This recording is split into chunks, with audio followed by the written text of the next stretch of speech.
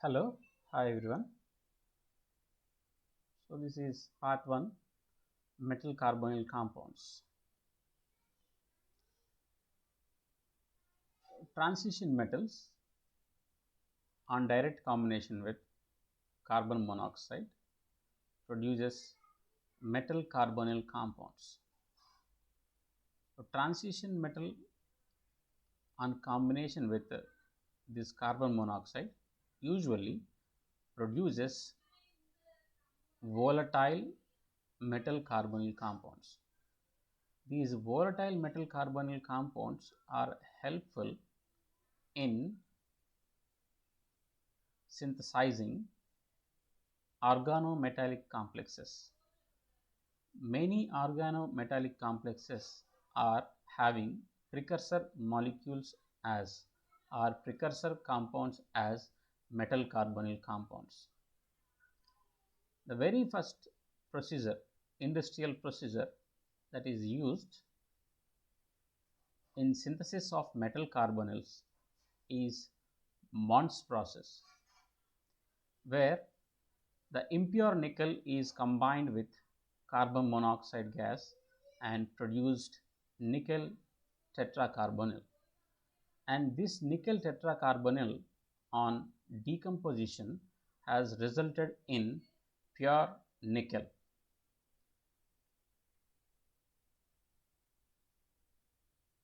That's the very first industrial procedure where metal carbonyls are employed. Later on, because of interesting features of carbonyl bonding to transition metal and their applications in industry, these metal carbonyls are extensively prepared. Today, in this lecture, we are going to learn few metal carbonyls, their structure, geometry, and classification of metal carbonyls we are going to see. So, as introduction, I spoke that your nickel tetracarbonyl was prepared in 1890 by Ludwig Mond, and this nickel tetracarbonyl was later decomposed at 180 degrees Celsius and produced pure nickel. This is referred as Mond's process of extraction of pure nickel, converting to volatile carbonyl compounds and then metal carbonyl compound, and then decomposition of that metal carbonyl at higher temperature produces the pure metal. The similar method is also used in the case of zirconium also. Zirconium is converted into its carbonyl, and then the metal carbonyl is heated at high temperatures, result in decomposition of that metal carbonyl, that is volatile metal carbonyl, to produce zirconium. That's used in Van Arkel process. So this is one application. Apart from this, many metal carbonyls are used in synthesis of organometallic compounds. We will see that examples also. So one peculiar thing about this metal carbonyls is that it results in metal carbonyl back bonding. How that is possible is understood by looking at the Lewis dot structure of carbon monoxide, wherein your carbon furnishes 4 electrons and oxygen 6 electrons. As a result, a sigma bond is formed between carbon and oxygen, and a pi bond is formed between carbon and oxygen, and the next one is coordinate covalent bond. Coordinate covalent bond. This coordinate covalent bond, the third one that you are looking at, is a coordinate covalent bond directed from oxygen towards carbon. And now oxygen carrying a lone pair of electron and carbon carrying a lone pair of electron. This carbon donates its lone pair of electrons carbon monoxide with carbon carrying pair of electrons will donate its lone pair of electron to the transition metal atom or transition metal ion, resulting in a sigma bond. Transition metals having filled d orbitals, may donate their pair of electrons to carbon's pi orbitals. Unfilled pi orbitals are present on carbon. On this carbon, you are having unfilled pi orbitals. Into those orbitals, d electrons of transition metal may be donated, resulting in a pi acceptor bond with carbon, which is called as pi acceptor bond.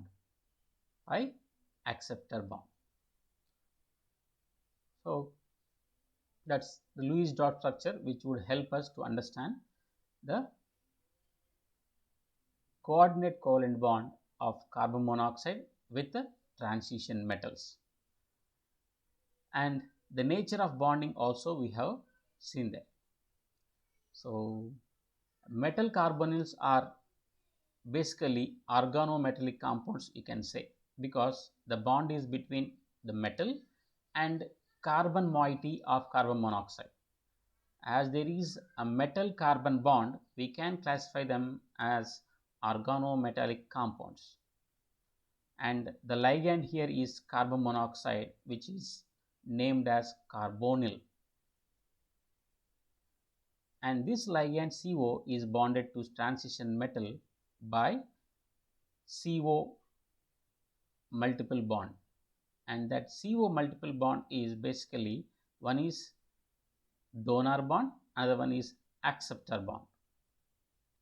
Here back bonding is the new thing that we have introduced.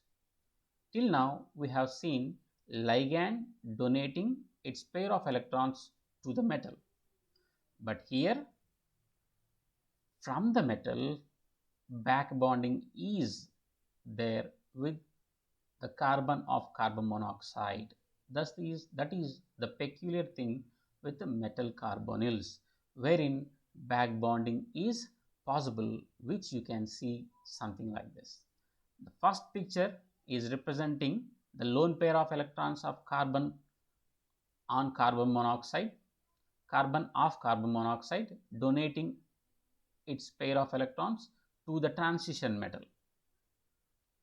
Once that bond is formed, which is a sigma bond, metal carbon sigma bond, which is a coordinate covalent bond, is formed, then as the carbon is carrying unoccupied pi orbitals, carbon is having anti-bonding unoccupied pi orbitals are there on carbon.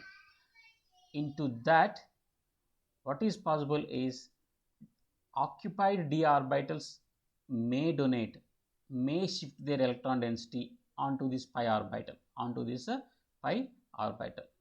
As such, what happens is carbon monoxide forms a pi acceptor bond will be formed.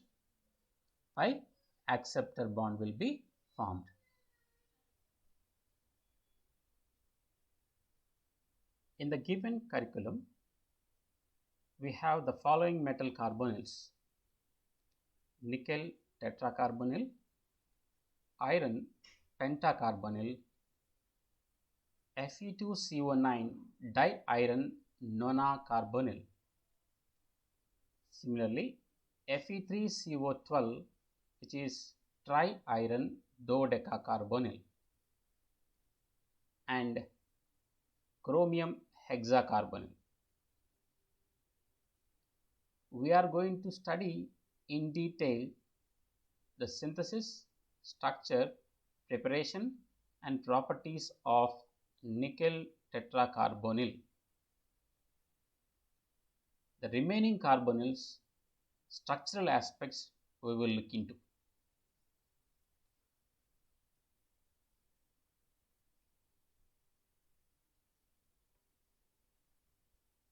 Before going to study the carbonyls, Let us see the classification of metal carbonyls. Your metal carbonyls are classified into two categories based on the number of metals, number of metal atoms or metal ions involved,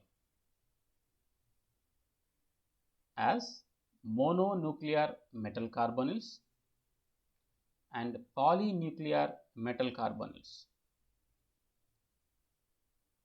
The metal carbonyls in which if only one metal atom is present, they are called mononuclear metal carbonyls.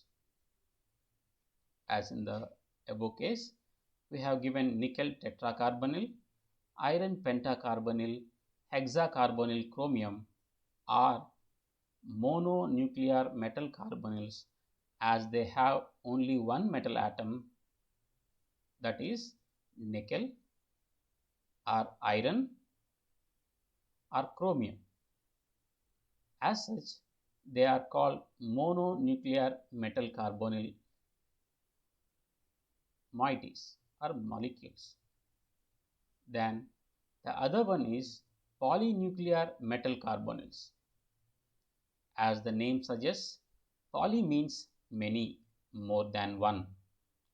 Here in this case, if a metal carbonyl has two metal atoms or more than two metal atoms if involved in metal carbonyl,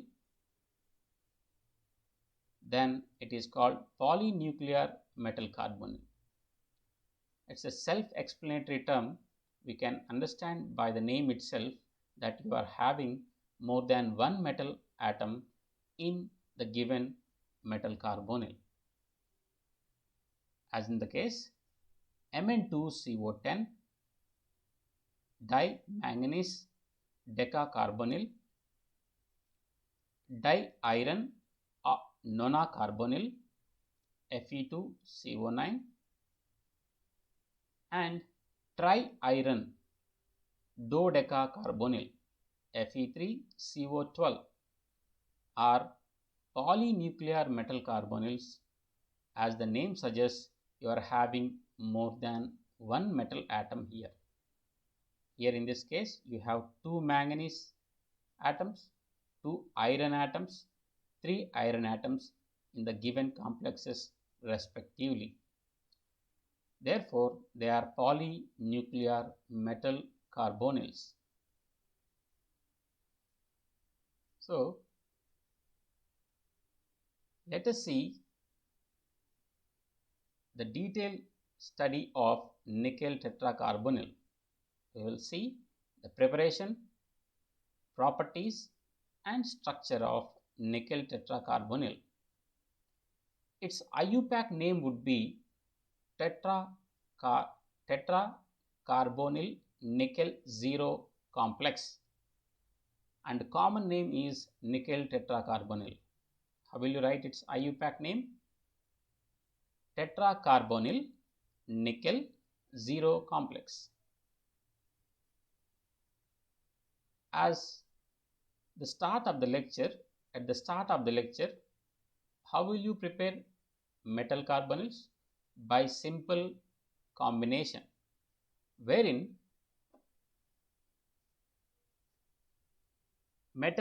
transition metal is made to react with the carbon monoxide at elevated temperatures, and the metal carbonyls are produced. Similarly, here nickel is treated with carbon monoxide at 60 degrees Celsius and produces nickel tetracarbonyl.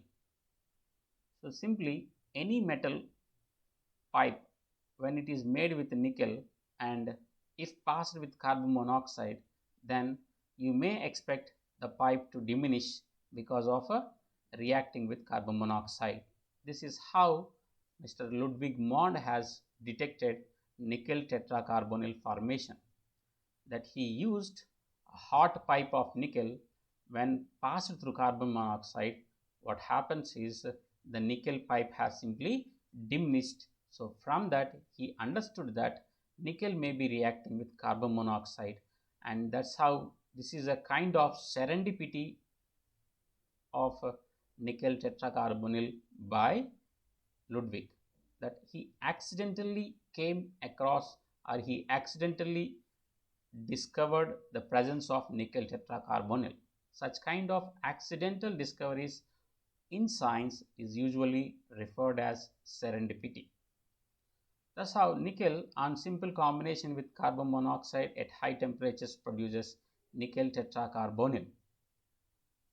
Even nickel dicyanide on reacting with carbon monoxide also produces nickel tetracarbonyl. Or nickel iodide on reaction with carbon monoxide produces nickel tetracarbonyl and free iodine is produced. So thus nickel tetracarbonyl can be prepared like that.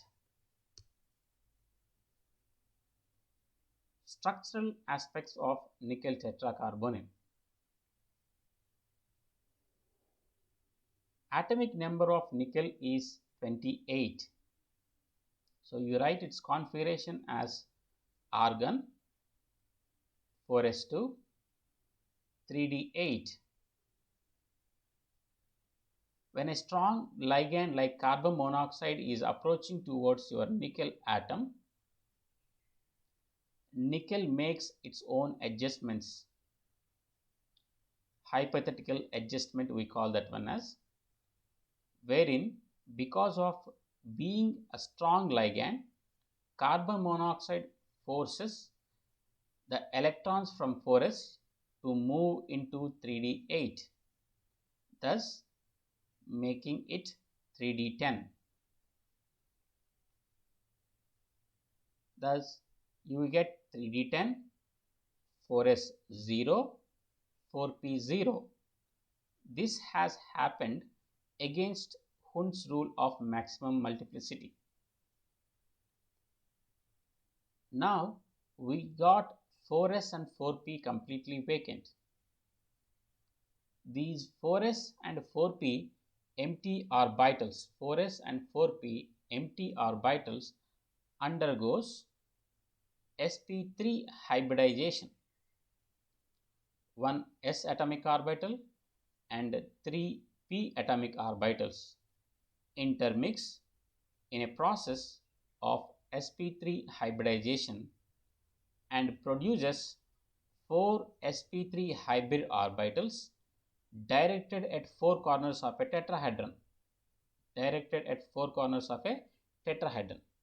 Into those 4 hybrid orbitals, 4 CO ligands, 1, 2, 3 and 4. 4 CO ligands will come and donate their lone pair of electrons, resulting in a coordinate covalent bond with each of the carbon monoxide. Thus you got a tetrahedral nickel tetracarbonyl. And now it is evident that all lone pair of electrons are present and no unpaired electron is present in this structure. Therefore, you classify nickel tetracarbonyl as a diamagnetic substance.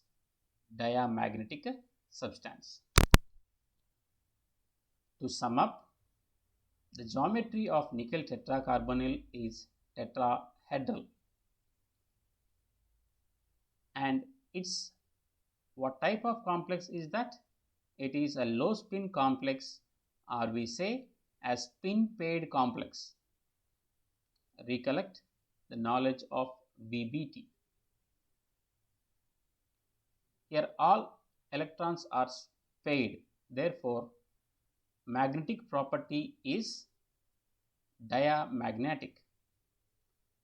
For a diamagnetic substance, mu is equal to 0 Bohr magnetons. Thus, you can study nickel tetracarbonyl with these aspects.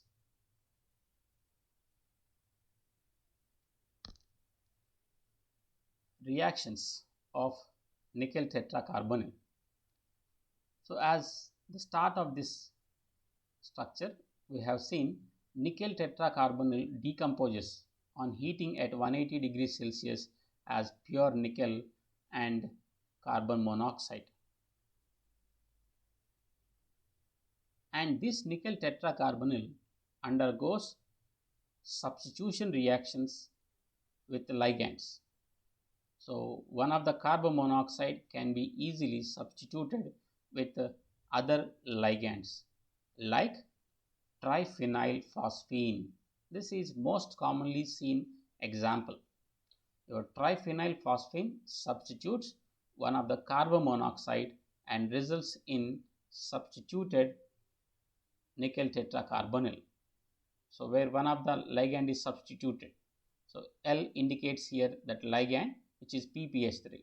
If two PPH3s are substituting two carbon monoxides, it results in PPH3 taken twice, CO taken twice, nickel. Where you can read that one as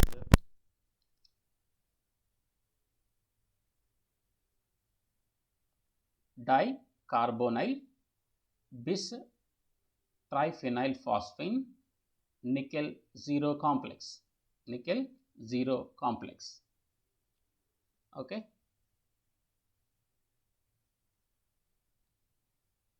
Next one.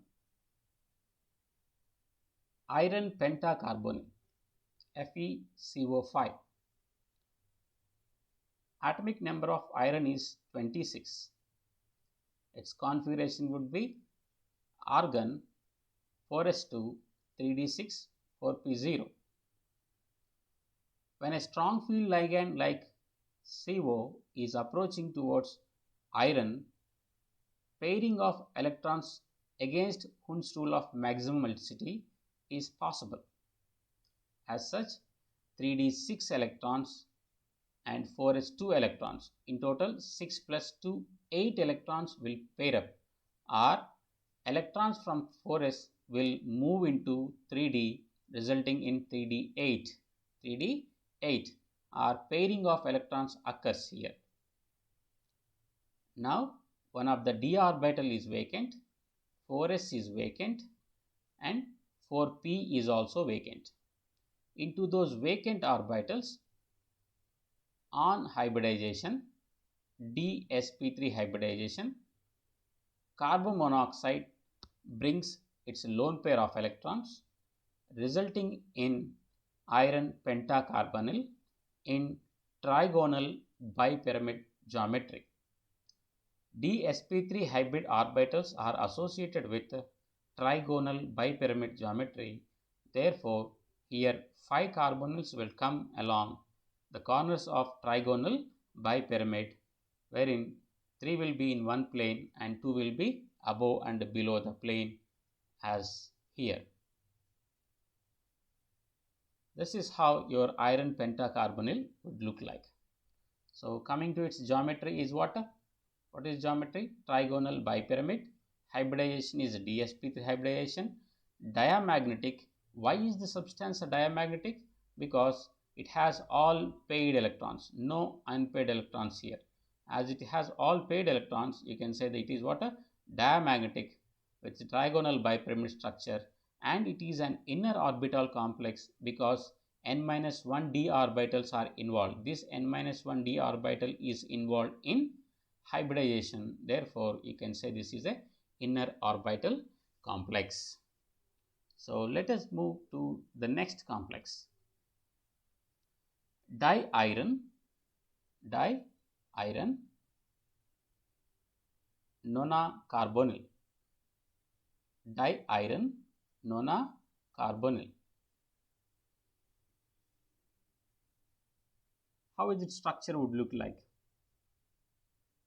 It has 3 bridged carbonyl ligands. Your carbonyl would act as a bridge ligand here, and to retain octahedral geometry at each iron, we will have what? 3 bridged ligands here. So at each iron center, you have octahedral geometry, and carbon monoxide are what? 1, 2, 3. These three are what? Bridged carbonyl ligands. And tri-iron dodecacarbonyl. 3 irons are there. Dodeca refers to 12. Dodecacarbonyl. Fe3CO12 is having 3 irons present at 3 corners of a triangle. 3 corners of a triangle. Here also, each iron retains octahedral geometry, that each iron has 6 bonds. Look at. Okay. So, you have 10 of the CO ligands are terminal ligands and 2 are bridged CO ligands. These 4, look at this iron is having 4 terminal carbonyls, this iron is having 3 terminal carbonyls, and this iron is having 3 terminal carbonyls. In total 10 terminal carbonyls, and between these 2 irons you have 2 bridged carbonyl ligands. Chromium hexacarbonyl. Chromium hexacarbonyl. Your atomic number of chromium is 24. Chromium ground state configuration is anomalous configuration with argon 4s1, 3d5 and 4p0.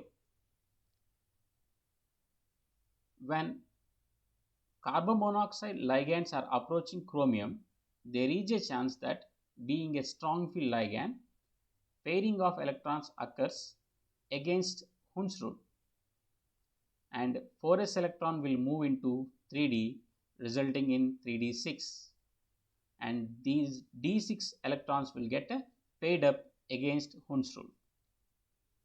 So you have d6 electrons with 2 d orbitals completely vacant, 4s is vacant and 4p is also vacant, resulting in d2sp3 hybridization, and this d2sp3 hybrid orbitals are directed at corners of an octahedron. Into these hybrid orbitals, when carbon monoxide brings its electron, it produces